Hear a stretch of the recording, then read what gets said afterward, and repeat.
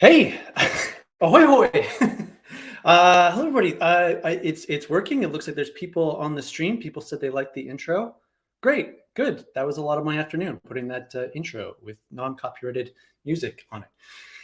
You know what would be great? Is my sound working? Is it good? Is it good? Let me check the comments here. I think it's good. We got people super excited for the live stream. People already putting in the code. Great. Let me know if the sound is good, and that would help a lot. Yes, so, and the sound is working. Awesome, awesome, awesome. Hello, my name is Trevor. This is me indoors, but this is a photo of me outdoors when it used to be warm outside. I run a little thing called Plateau Astro. We'll just give me a minute just to do some of the housekeeping stuff, and then we're going to get right into it. This should only be about 25 minutes long or so, but it's Sunday night. What's the rush? What's the rush? I run a little company here in Montreal called Plateau Astro, in Montreal, of course.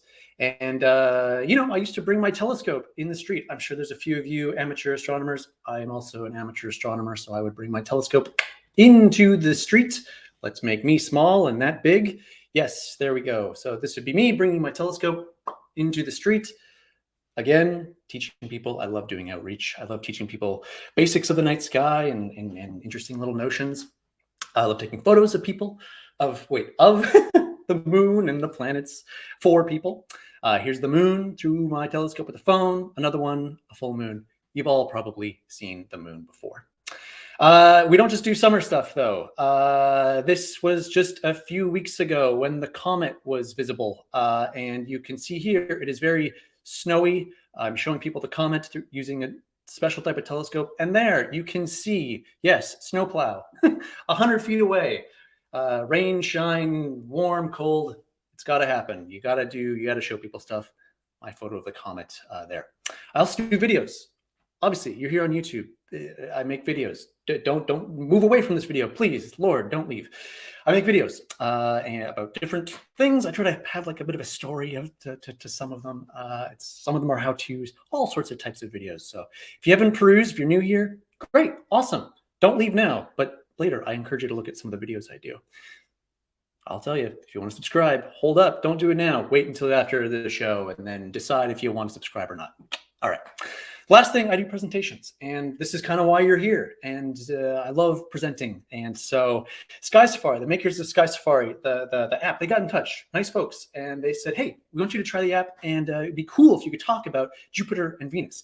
It's getting a lot of media attention. It'd be cool if you could sort of tell us a bit of neat stuff about Jupiter and Venus. And so much thanks to them. I'm sure that's how some of you have arrived here. And they're so nice, they decided, you know what we're going to do? We're going to give us 10, count them, 10 free copies of their great SkySafari Plus app. Some of you I see already in the chat have already taken advantage of this, but I got to go through it because I've already made the slides for it. Go to the chat box and type either SkySafari iOS or SkySafari Android. And the first 10 people to put this in, they're going to send you a message at the end. Might be me, might be them. We'll figure it out. And we'll give you a code, and you can go to your App Store, Google Play Store, or the Apple App Store. You get a free copy of it. And I've been using it, and I'll be using it for the demo I'll be doing tonight. I'm going to be using the tablet version, but it's on iPhone as well.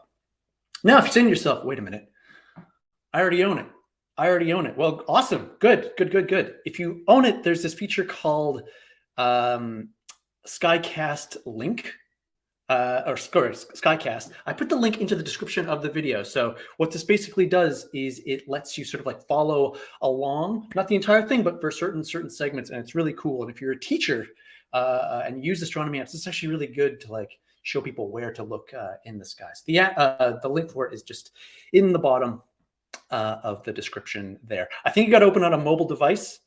So if you have the app on your phone or tablet, then you got to do it there. Hopefully you have two devices and you don't lose me. But that's that. Yes, right there. I put an arrow there. All right, let's get into it. Again, this shouldn't be too long. I think I should be able to wrap up by about 7:30 or so in case you have plans. I want to be respectful of your time. Jupiter and Venus. Some of you probably already know all about this. I hope I can show you something new, but there might be some people here don't really know what's going on, but you've been seeing it a lot like in the media. And so I'm going to show you basically, you can see them right there. I zoomed in. Two little dots getting closer and closer and closer in the sky. And so basically I have four, count them, four things that I kind of want to show you tonight. So you have some sort of map where we're kind of going here. So the four things, I have 8 fingers there. Four things we're doing is first, how they're going to look over the coming days. Again, I'm here in Montreal, and this is the lucky 3rd night in a row it's actually been clear here. This is unheard of. And I just got outside from outside and took a photo of them. You can see them getting closer and closer and closer. How is it going to look over the coming days? We're going to go through that. Second thing, why do Jupiter and Venus appear to be getting like closer together in the sky? Like what's causing that? Why do we see that here on Earth? And I had a cool visual that I'm going to use in the app, SkySafari, to show that.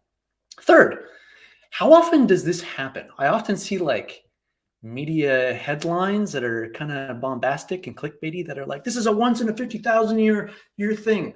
You can't miss it. You can't miss this supermoon. Good Lord. How rare is this? I'm going to show you kind of how rare or how frequent this is. Teaser. And last thing, what does this look like from other places on Earth? I've been asking people on my social media to send me photos of what it looks like from where they are on Earth, and some people are on vacation. And I'm seeing some interesting different points of view on it. And so I'm going to show you that through the app and through some of the photos people have sent me, and sort of how it proves that the Earth is not flat. Yes, here we are. We're going to actually try and solve that one egg. All right, so let's get into it. Number one, how will this look over the coming days? And I'm going to put up a date here, March 1st. March 1st, and I'll have that as sort of the teaser there. March 1st, that's going to be an important date. And that's coming up, 3 days from now on Wednesday. What I'm going to do, I am going to start sharing my screen that I have here of my tablet. I think that should, yes, there we go. And I can make me small, and there it is right there. So what I'm going to do, hopefully I have this all lined up nicely here. I'm just going to make this screen a little bit bigger. Okay. Here's the app, the aforementioned SkySafari app. Some of you have used these apps before. I use these all the time for workshops, in-person workshops that I do here. This is the type of app, like wherever you sort of point it in the sky, it shows you what is in the sky. Okay. I'm going to take my finger here and I'm just going to go like that. Hopefully you can kind of see. So you should be able to see it move on the right-hand side. Okay. I'm sort of showing you what is in the sky. And so, yeah. The other thing, so I can move any sort of direction that I want. A lot of you, I know you know this. I know you know this, but we just got to do a quick overview. In the top right, it has a little compass icon. See up there in the top right? I'm going to hit that. And basically, this starts using the compass. Now, I'm sort of pointed downwards toward the floor, but if I move it up like this, it's showing me what I can see in the sky. So you can see that this part of my house is the south part of my house. Okay. You've probably used these types of apps before, but if you haven't, that's kind of like the basic idea of some of these apps. I'm just going to take compass mode off. A whole bunch of other features. I'm not going to go through them. There'd be too many. That would be a 3-hour long video. We're not going to be doing that. One thing I do want to show though is if you do have this app already and you have seen this feature called SkyCast, what you can do in the app, this is quite cool. I'm just going to hit the menu in the bottom left there. Actually, 2 features I'm going to show here. One, sky. I just kind of started using this the other day, and it's kind of neat. You can see what other people are looking at, which you might think like, why would I want to do that? Okay, I'm just going to tap that, and it'll show me what other people are looking at right now. So it shows me 95 people are looking at things. So each one of those, that's what somebody's looking at. And that's kind of cool. And you can see like, what is the most popular thing that people are looking at? I can tap that again. Center most popular. And I believe a lot of people are looking at the moon right now. You can see 12 people are currently looking at the moon with this app right now. That was kind of interesting to me. The other thing I'm going to show, turn off one sky. Last thing I'm going to do, SkyCast. Okay, I'm going to turn this on. And if you use that link in the description, and I'll close that there. Whenever I tap something, it's going to show you an arrow to like point your device that way. I'm not going to use this the entire time, but if you're an educator and you use this type of app in your classroom or something like that, it's always like hard to get students to like know where to like move their device. This actually really helps. I've found, or if you're doing something remote for people in the same general location, you can sort of like get them if you're looking for like a specific object. So if I tap Venus right now, if somebody didn't know where it was, this would help them sort of find it. So if you're using that right now, I see there's 2 people. Yes, you can see in the bottom left there, 2 people are looking at that, and apparently it's working. So right now, they would be able to see the arrow on their screen. It would show it where to point their device. Okay, let's get into it. You'll probably say that line over and over. Okay, how is this going to look over the next few days? So in this app, like many other astronomy apps out there, I can change the time. Okay, now if you look here, we're looking towards the west. That's what the W means. Okay, in the top left, I can change the time right there. It shows me the time right there, and you can see the current time right there, and it's moving there. I'm going to go and just go there. Okay, I'm going to go back in time a few days. Okay, I'll put this to like the middle of February. Okay, so today's February 26th. Let's see how this looked a few days ago, just as sort of a starting point. Okay. So around February 16th, this is what you would see in the western sky, at least here in Montreal, at about 7:15 p.m. or so. Okay, I'm going to move forwards in time. Now let's see what happens. I know a lot of you already know this, but I'll hopefully show you some other cool stuff with this. So I'm just going to go forward each day. 1, 2. We're at February 18th, February 19th, 20th. You see what's happening there? They're getting closer and closer together in the sky. Jupiter and Venus there, okay? February 25th, that was yesterday. Today, that's what it looks like, okay? What do you think is going to happen tomorrow? Well, they're going to get even closer, okay? Day after that, yep, okay. March 1st, the aforementioned March 1st, what's going to happen? That is the day that they're going to be the closest together in the sky, okay? I can zoom in, okay, and I can see that, all right? That is the day that they're going to be the closest in the sky, all right? Okay. After that, what do you think is going to happen? Venus is going to keep going up in the sky, and Jupiter is going to appear to keep going lower and lower in the sky. Okay, so just go up, up. Okay, see that there? Okay. So they're going to get further and further and further apart over the next few days and weeks. So, March 1st, the celestial party doesn't really stop that day, but so you're going to continue to see them getting closer and closer the next few days and then get further and further apart. I'm going to show you something kind of neat that sort of like makes my spine tingle when I see stuff like this. Okay, if you already knew that, okay, so what, Trevor? I already know number 1 you're making here, okay? Point number 1.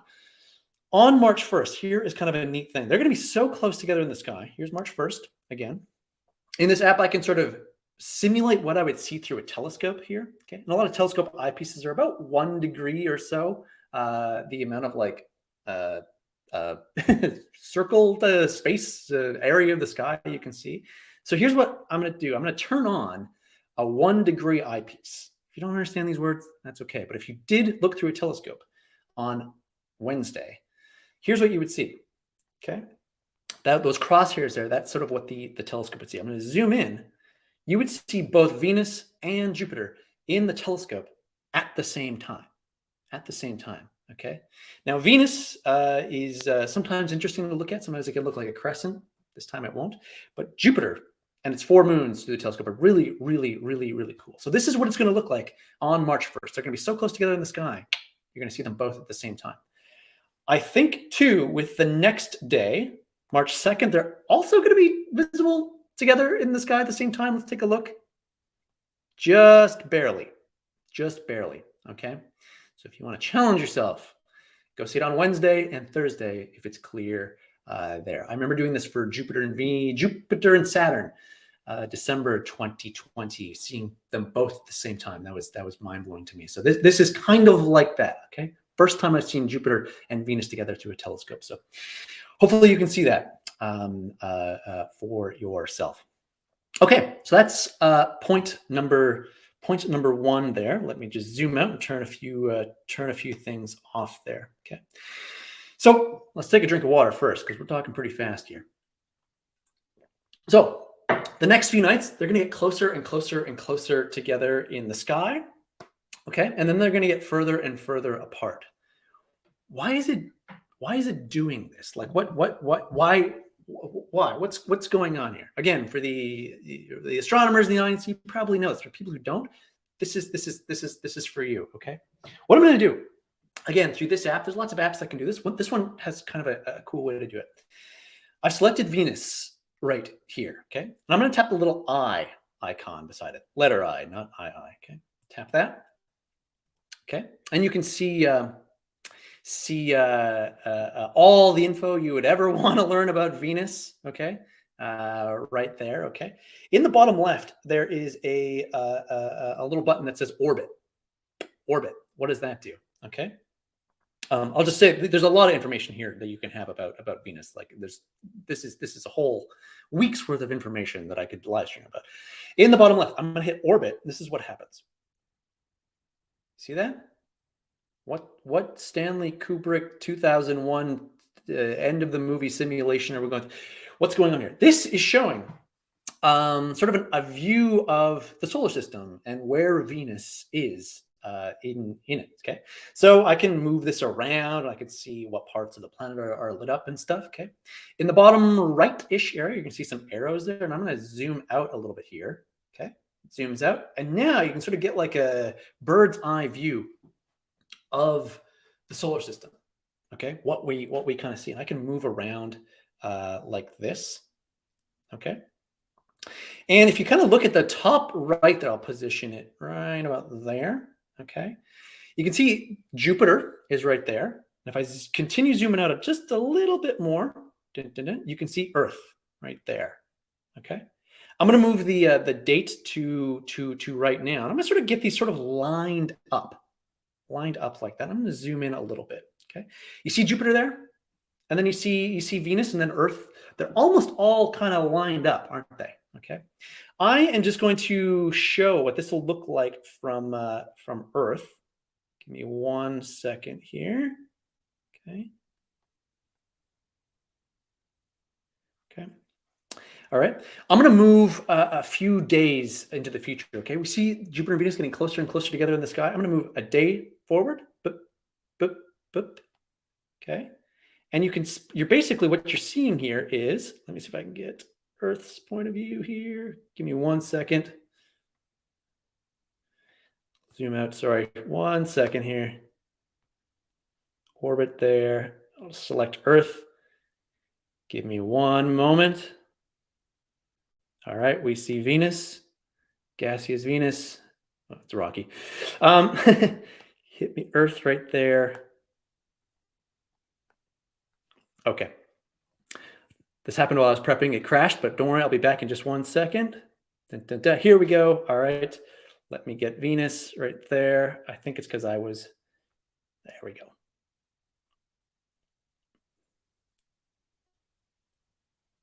All right, let's zoom out here one more time. Here we go. We see Venus right there, Jupiter behind it, right there. We'll keep zooming out.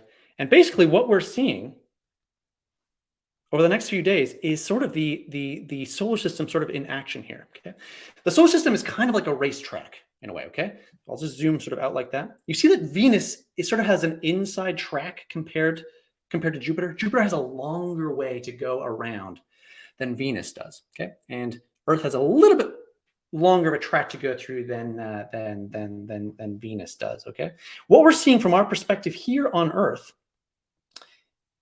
I think I need to turn off SkyCast there just to get that. All right, I'm just going to turn that off. Stop SkyCast. I think that's what the bug was. Okay. What we're seeing is basically the racetrack nature of the solar system. Okay. So over the next few days, as you see Jupiter and Venus get closer and closer together, what you're seeing there is Venus overtaking, lapping Jupiter. You're seeing that in action. Okay. So that's what we're seeing here from Earth's point of view. Okay. Okay. So that's what we're seeing. All right, I'm gonna go to the next part here. Dun, dun, dun. Okay, we're seeing Venus basically overtaking Jupiter there. Okay, all right. I might have to do that demo again one more time near the end there, just to sort of show you exactly what's going on. All right, I'm going to take that off. I'm going to stop sharing that screen. Let's go back to my slides here. Okay, why this appears to happen? We're seeing the racetrack nature of the solar system in action. Basically, Venus is overtaking Jupiter. How often does this happen? How often does this happen? Okay. Again, as I said before, like, you see lots of media clickbait sort of articles saying like, this is a once in a 50,000 year comet. You can't miss it. Or you got to see the supermoon. Okay. How rare is this event that we're watching here? Okay. Is this rare? Okay. I found this, this chart. I'm not going to go through this entire chart here. Okay. Dr. Patrick Hartigan, okay, he made this sort of calculation of how often do Jupiter and Venus appear together in the sky. Okay, how often does this happen? And basically, he finds that about every few years, Jupiter and Venus meet about every 3 years and 3 months. 3 years and 3 months. Okay. Okay, that equals about every 1,185 days that we will be able to see Jupiter and Venus get this close together in the sky. Okay, so this is one feature of the app that I kind of like that I haven't really seen in other astronomy apps, is you can put like a custom amount of time to show a thing happen. So I'm going to do that right now. I'm going to go back to the app. Okay, 1,185 days. Okay, so I'm going to go, let's get my app back here. There we go. All right. Now I'm going to go back to Earth. Dun, dun. All right. So we're back at Earth right now. Okay. And we can set custom amounts of time to go forward in time. Okay. So right now the default is 1 day. Okay. And you can see that getting as I go forward 1, 2, 3. Okay. Each one increment, 1 day incrementing. Okay. The cool thing here is I can set like a custom amount of time to go forward or backwards in time. I don't think I've seen this in other apps. Okay. So here's what I'm going to do. Instead of 1 day, I'm going to go 1,185 days. Okay. 3 years and 3 months. Okay. Now let's see what happens. I put the time to right now. Okay. What happens when I go 1,185 days into the future, 3 years and 3 months? Okay, this is February 26th, 23rd, 2023. What happens? You see that there? We're now May 26th, 2026. Jupiter and Venus are kind of in the same sort of position again right there. Okay, maybe if I adjusted another day or two, they would be like they are tonight. Let's go another 3 years and 3 months into the future. Okay. They sort of in a different part of the sky, depending on the time of the year. But you can see Jupiter and Venus are there again. Okay, let's do it one more time. Jupiter and Venus. Okay, I think Venus is below the horizon. You can sort of see the crosshairs right there. Basically, every 3 years and 3 months, we get this sort of like conjunction of Jupiter and Venus. Okay, it's kind of rare, I guess, if you want to consider 3 years and 3 months kind of a rare event. Okay, but let's go back to now. When was the last time this happened? I guess we could guess this one, 3 years and 3 months. That would be November 2019. Yeah, November 29th, 2019. I think they're below the horizon on those days. So we could simulate that, set time. And there you go. 3 years and 3 years ago, Jupiter and Venus were near each other again in the sky. I think to me that's so neat. So we can like watch it this time. And then another 3 years from now, when it'll be warmer out in May, we'll be able to see this again. So this is like a cool feature of the app. I don't think I've seen in other apps before. You can set like a custom time to do that. I'll change that back to 1 day. Okay. All right. That's point number 3. Let's go to point number 4. And he will move this screen there, take that off, stop that screen, and let's share his slides. He's talking in the third person. There we go. So Jupiter and Venus meet in the sky about every 3 years and 3 months. 3. Okay. Point number 4. What does this look like from other places on Earth? Okay, I've been showing it through the lens of Montreal, but let's see what this looks like from other places around Earth. Okay, Harut Mesrobian, he sent me this. This is from Montreal the other day. Okay, sent me this.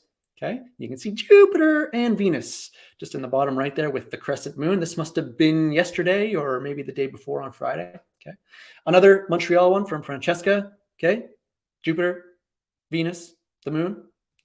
Astro probably just before I started the stream said, "Hey, I got a photo, and this looks really great." He must have been on top of the mountain near University of Montreal, I believe. That's a great photo. That's awesome. Okay, this one from yesterday. We have a great event here in Montreal called Nuit Blanche, and I believe this is around Old Port. Yesterday, you can sort of see Jupiter and Venus to the left there. Again, Montreal. Another one, Ava Chisling. I think I'm pronouncing that right. Chisling? I don't know. All right. They zoomed in using their phone. This is, again, this almost looks artistic here. Okay. Jupiter on top, Venus at the bottom, zoomed in. Now, here's the point that I want to make. He does have a point. Okay. You notice here in Montreal, if you're to draw like a line straight up like this, 90 degrees like that, they don't really line up that way. But if I tilt this line, kind of like that, you see that Jupiter and Venus are kind of at an angle like that. Okay, this is here in Montreal that we see it. Some people have been sending me photos from different parts of the world the last few days. It's been great. This has been excellent to be able to see this. Here's what it looks like in Puebla, Mexico. All right, this is a great photo. Okay, and you can see, I'm going to zoom in a little bit there. There's the crescent moon at the bottom. Okay, this was taken, I guess, a few days before, maybe Thursday or Wednesday, something like that. But those two dots, that's Jupiter and Venus. Okay, and notice they're like straight up. They're like directly on top of each other. You see that? Okay, here in Montreal, it's at an angle. In other places of the world, it's up like that. Okay, again, also near Puebla, Mexico, Acapulco, you can see that they're almost on top of each other, but I think Acapulco is actually a little bit more south than Puebla. Okay, you can kind of see it's like at an angle, but the opposite direction than Earth is. Okay, so what is going on? why are we seeing these sort of different angles in Montreal versus other parts of the world? Okay, I'm just going to load up the app again. Let's share my screen to here. There we go. In the app, we can change the location. Again, you can do this with a lot of astronomy apps. Okay, there are many like it, but this one is mine. Okay, so in the menu at the bottom right, bottom left. Okay, I can go to settings, and I can change my location. So I'm using my current location. Yeah, that's pretty accurate there. Let's go to a different. Let's search for a place there. Okay, let's search for Puebla, Mexico. Puebla. Am I pronouncing that correctly? Puebla, Mexico. Okay, let's see what it looked like from down there. Okay, it's in Puebla now. You can see the latitude is quite a bit different. I even have a map behind me to prove that, but we shall leave that alone. Okay, let's see what this looks like. Okay, and you can see different from Montreal. Jupiter and Venus are on top of each other. Okay, so here in Montreal, they would be at an angle, but over the next few days, they're going to have a treat down in Mexico, and each day they're going to get closer and closer and closer to each other, like that. Okay, just like everywhere else, but sort of at a different angle. Okay. Now, my sister, she went down to Hawaii a few days ago. Okay, and I asked her, could you send me a photo of what it looks like from down there? And she did, and she got a clear photo. It was great. Let me just move this right there.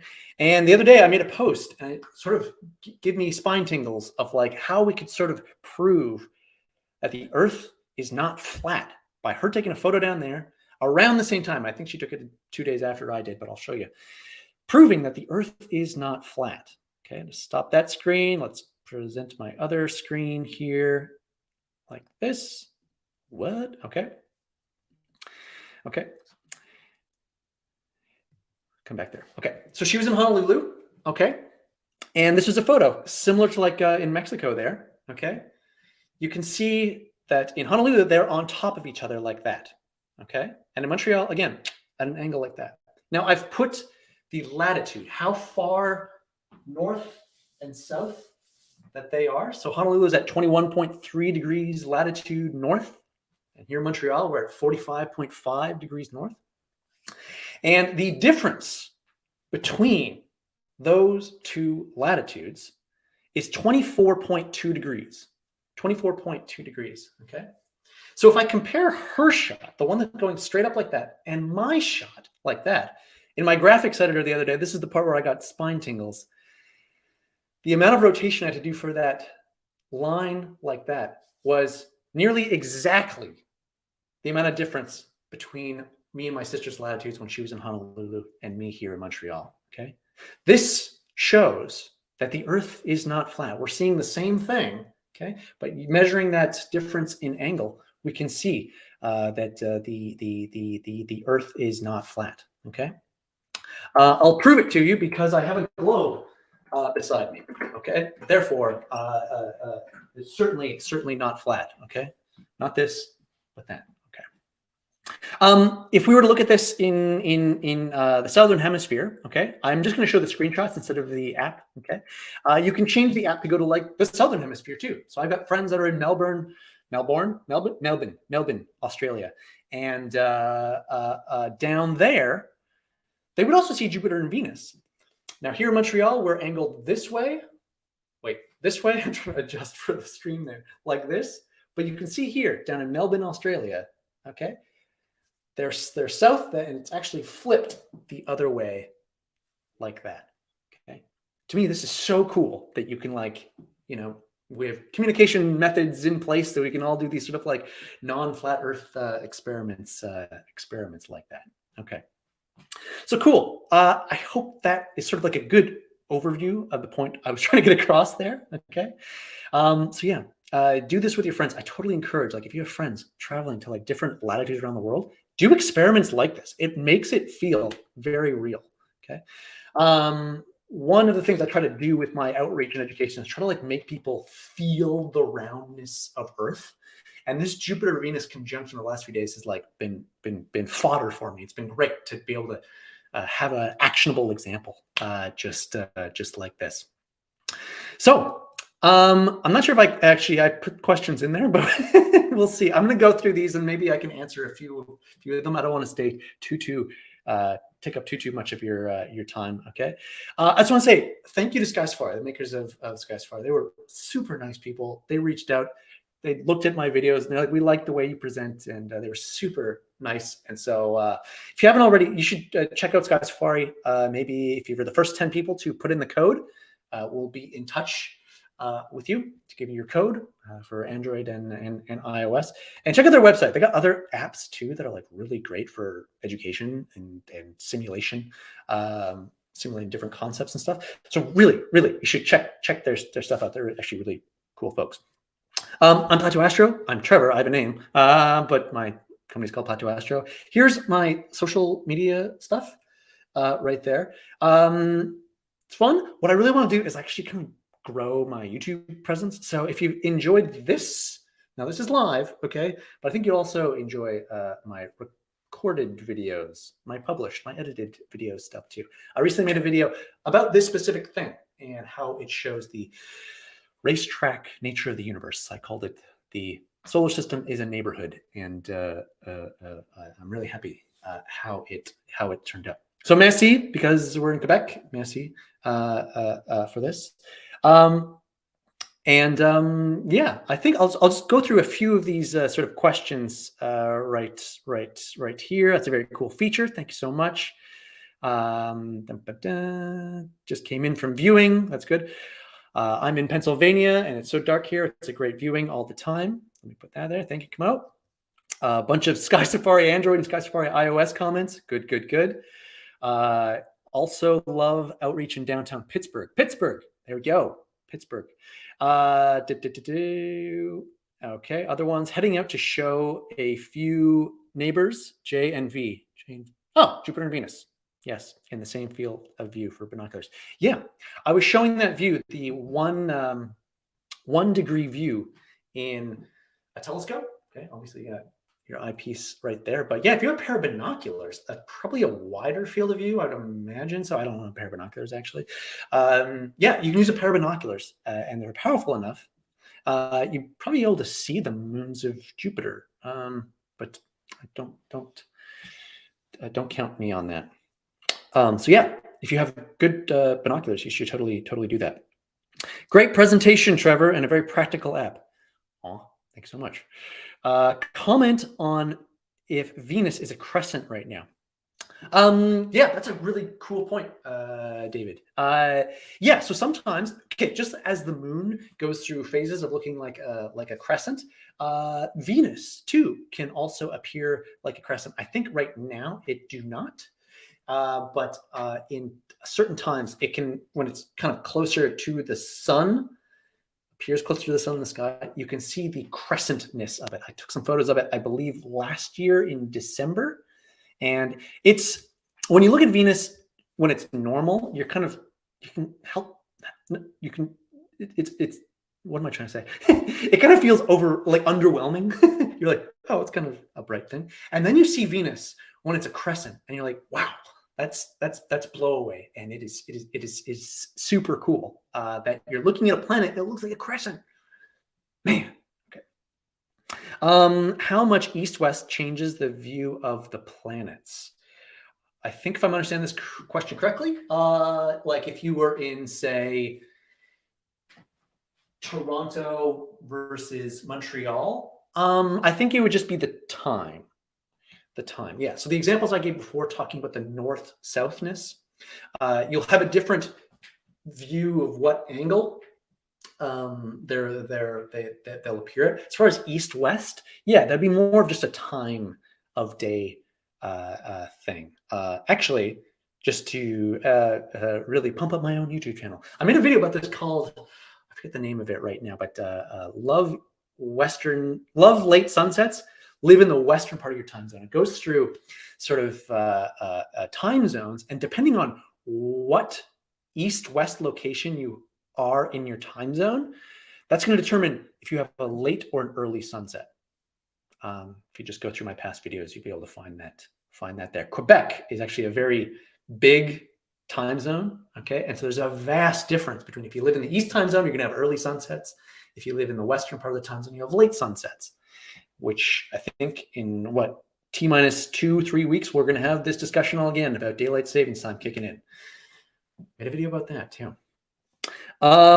British Columbia says hi. Ahoy hoy. Hello from Quebec. Just in Ottawa. Too cold to see it tonight. Just go for a second. It's probably below the horizon now. Great live session, Trevor. Thanks. Thank you. Great viewing in North Bay, Ontario right now. Good to hear. Good to hear.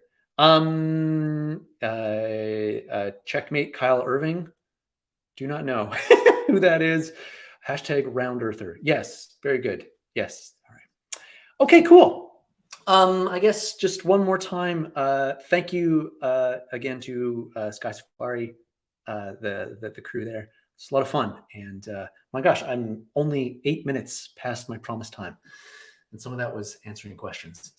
So thank you again for coming out, and I hope to do more of these. And go outside over the next few days, take a photo of Jupiter and Venus west about 6:15, 6:30 p.m. If you're around the Montreal area. And so do it. I guess that's how I'll end the stream. All right.